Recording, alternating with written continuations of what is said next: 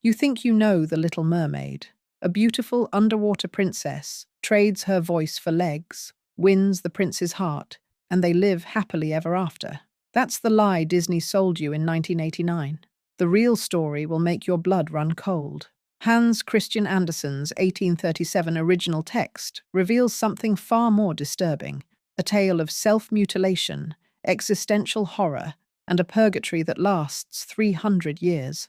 This isn't a love story. It's a coded warning about the devastating price of trying to become something you're not, written by a man who knew that agony intimately. But to understand the full horror of what Andersen created, you have to trace the dark lineage of merfolk through European folklore. These weren't the beautiful creatures of modern fantasy. For centuries, the sight of a mermaid meant one thing: death was coming. The European ballad known as The Mermaid, dating back to the mid-1700s, captures this perfectly. When sailors spotted a mermaid, they didn't reach for harpoons or nets. They abandoned hope. Her very existence signaled that the ship was doomed to sink, that every soul aboard would drown. She wasn't a killer. She was death's herald, and her appearance meant your fate was already sealed. In 1782, off the coast of the Hebrides, a logbook from a Scottish brig recorded the crew's terror when a woman's face appeared above the waves, her long hair streaming like kelp in the current. The men fell to their knees. The captain wrote in shaking script that her eyes were neither kind nor cruel, but empty as the void between stars. Within a week, the ship struck rocks during a sudden squall and sank, every man aboard lost to the depths. In Norse tradition, fishermen swore they saw the Marmenil, a half-man of the sea with scaled arms and hollow eyes, before storms that destroyed entire fleets. These weren't fantasies spun in taverns. Ship captains documented these sightings in their logs, recording the exact time and position where death showed its face. The HMS Gloucester's manifest from 1682 contains 17 separate entries describing mermaid sightings in the North Sea, each followed within days by the loss of vessels in their convoy.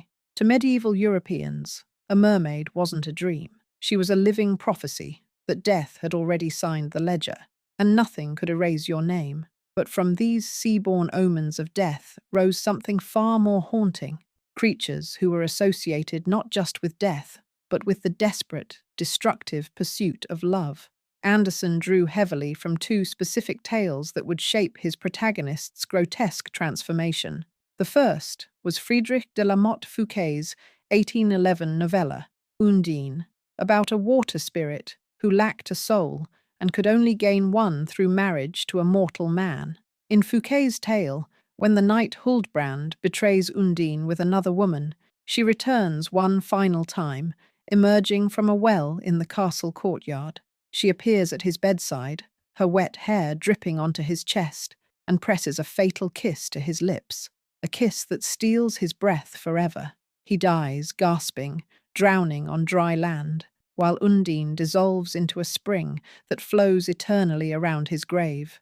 Modern medicine calls this condition Ondine's curse, and it kills by suffocation. The second influence was Melusine, a figure from French folklore, cursed to transform into a serpent from the waist down every Saturday. Count Raymond married her, promising never to look upon her during these transformations. Years later, consumed by suspicion, he drove his sword through her chamber door to spy on her. There she writhes in a copper bath, her lower body transformed into massive coils, scales glistening like wet emeralds, wings unfurled from her shoulders. Her scream shatters every window in the castle. She bursts through the stone wall and vanishes, neither dead nor alive, condemned to circle the fortress walls for eternity, wailing whenever one of her descendants is about to die. Andersen took these elements, the desperate quest for a soul, the hidden physical horror, the inevitable betrayal, and created something even more disturbing. His mermaid would suffer all these agonies and more. The Sea Witch's bargain reveals the true nightmare at the heart of this tale. The price isn't just the mermaid's voice, it's her tongue, which the witch cuts out with a blade.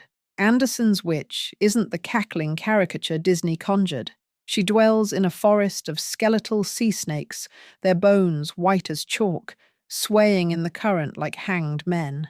The path to her lair is paved with quicksand that has swallowed countless desperate souls.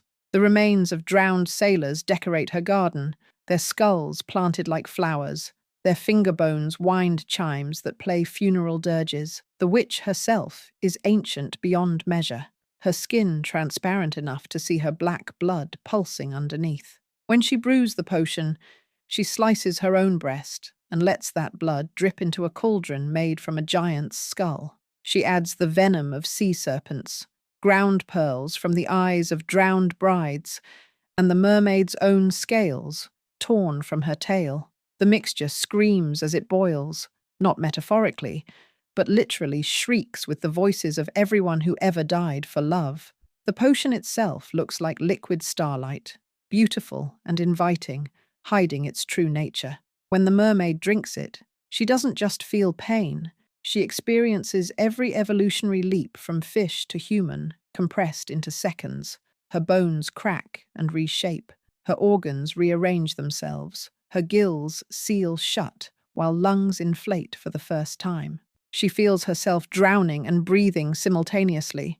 The sensation is as if a sword were passing through her body as her tail splits and shrinks into human legs, each scale tearing away from her flesh, leaving raw, weeping wounds that will never fully heal. Every single step she takes on her new legs feels as if walking on sharp knives, and as if the blood were streaming from them.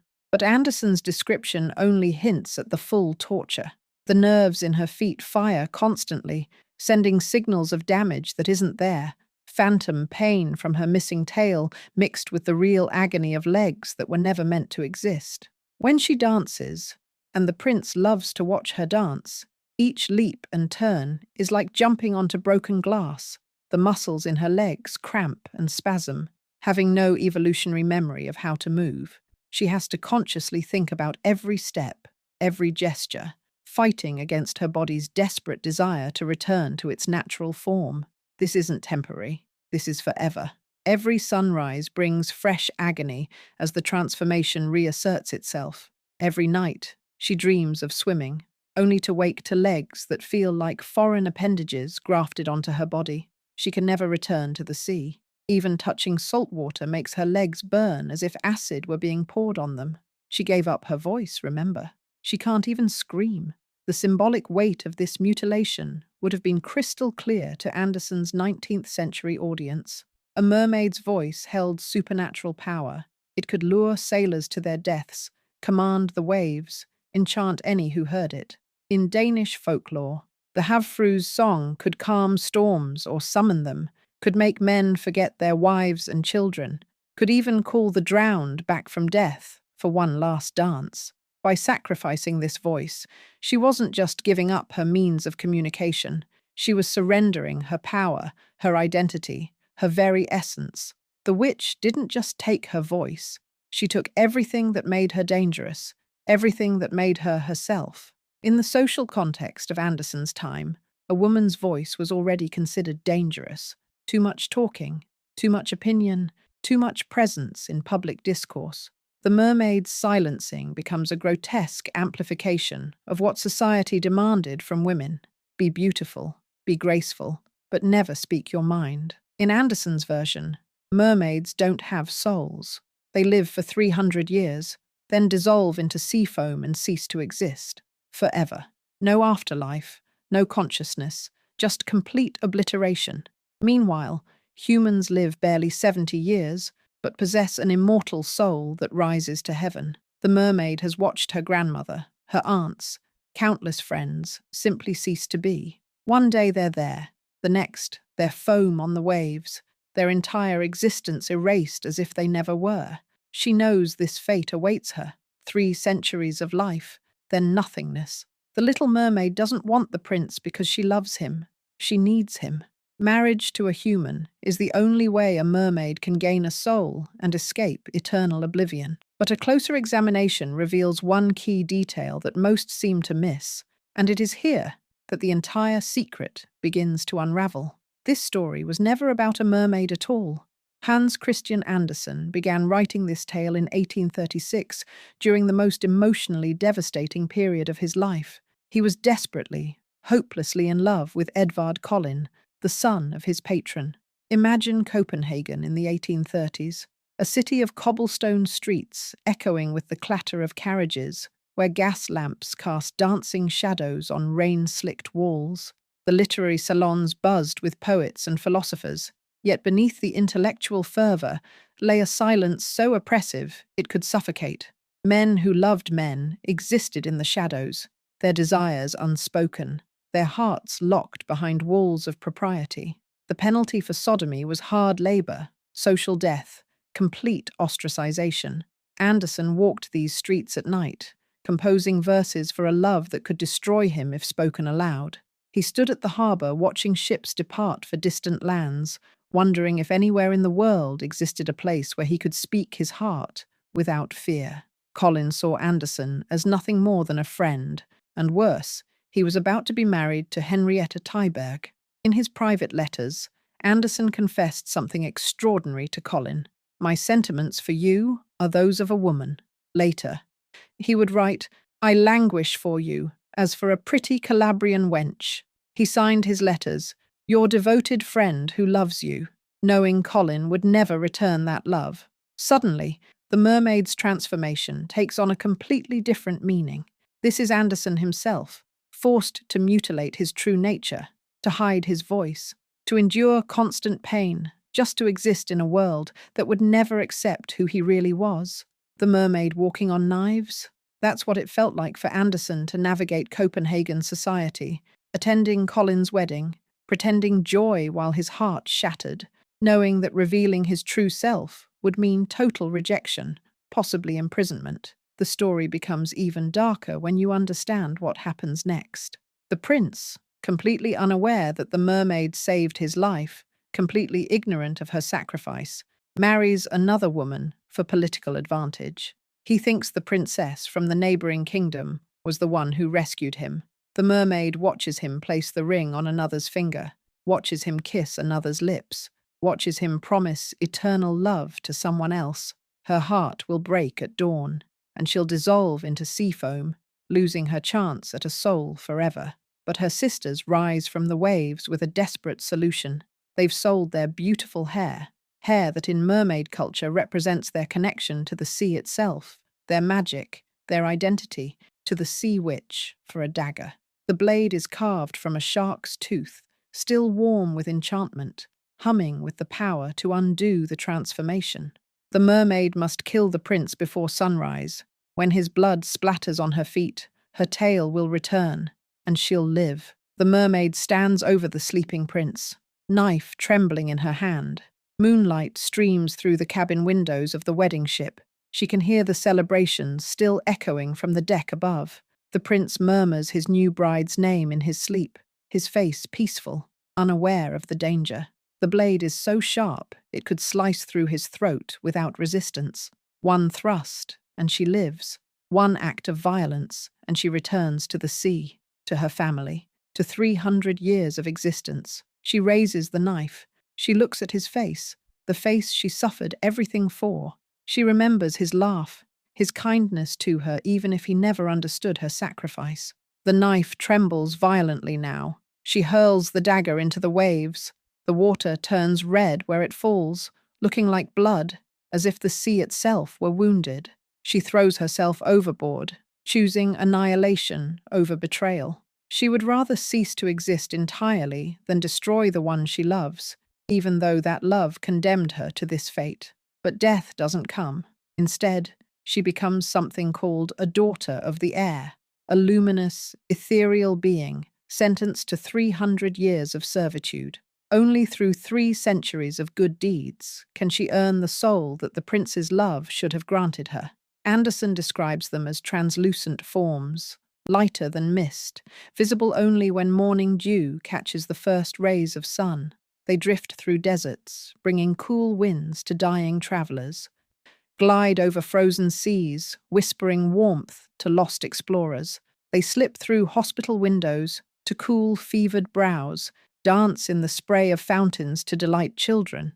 yet each one carries a silent sorrow that spans centuries. They watch children play, lovers marry, families gather around hearth fires, observing the world of the living but never able to touch it, never able to speak, counting years as mortals count heartbeats. 300 years of watching life pass by, invisible, voiceless, hoping for a salvation that may never come. The length of her sentence isn't fixed. Every time she encounters a good child who brings credit to their parents, a year is subtracted from her sentence. Every time she finds a bad child bringing shame to their family, a year is added. In Andersen's Denmark, childhood was a battlefield of moral perfection. Children were taught to fold their hands in prayer before every meal, to confess the smallest transgression as if it were murder. A broken dish could earn a beating. A lie about homework could mean hours kneeling on hard floors. Missing church meant not just punishment, but public shame for the entire family. Parents would parade their obedient children like trophies while hiding the rebellious ones from society's judging eyes. To tie the mermaid's eternity to such trivial human frailty was Andersen's cruelest stroke, a bitter satire of a society that measured salvation in good behavior and clean Sunday clothes. She might spend decades helping humanity, only to have her progress erased because somewhere a child stole a sweet from the pantry or spoke back to their father. She has no control over her fate. None. She could serve faithfully for 299 years, only to have decades added to her sentence. This isn't salvation. It's psychological torture that could theoretically last forever. The original Little Mermaid isn't a love story with a happy ending. It's Andersen's brutal condemnation of a world that forces people to destroy themselves trying to fit in, only to move the goalpost of acceptance every time they get close. It's about the violence we do to ourselves when society tells us that who we are isn't good enough. It's about love that demands we become something we're not, and the purgatory that awaits even after we've sacrificed everything. The Disney version gave you a wedding and a rainbow. Andersen gave you the truth. Sometimes the price of trying to belong is so high that even death isn't payment enough. The Little Mermaid is still out there, invisible, voiceless, serving her sentence, waiting for human children to determine if she'll ever find peace. That's the real story they never wanted you to know. A story of blood, betrayal, and an unending penance that reveals the cruelest truth of all, that sometimes the monsters aren't in the fairy tales. Sometimes the real monster is the world that makes us want to be anything other than what we are.